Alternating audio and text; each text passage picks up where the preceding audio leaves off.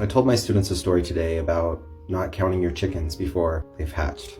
If you have a dozen eggs, that doesn't mean you're going to get a dozen chickens. And I'm going to share a sort of vulnerable story about this.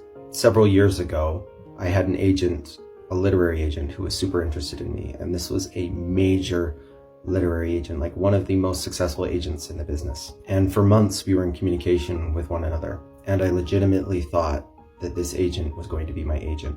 She asked me to do some revisions and asked me to change the ending of my book. And well, she was so successful, even though I wasn't quite sure about the ending that she had in mind, I figured she's a big, powerful agent and she must know what she's talking about. And she does, she just had a different perspective than I did. There was no way I was going to say no. So I agreed to do these massive revisions. And I sent them back to her afterward, thinking I had it in the bag. I genuinely thought that I was going to sign with this agent.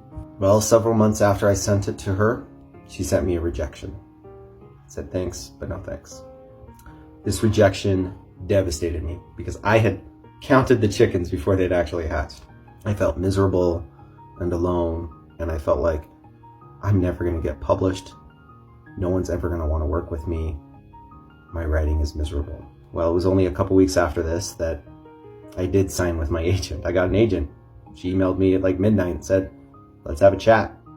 She offered me, signed me, and then that same book, we worked on revisions together, and we did not go back with the ending that the other agent wanted, and instead intensified my original ending, made it even better. And now that book is the first book in a trilogy. 3 books coming out over the next 3 years. I'm fortunate that it worked out for me.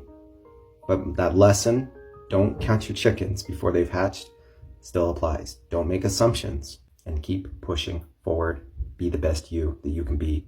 Be the best writer that you can be.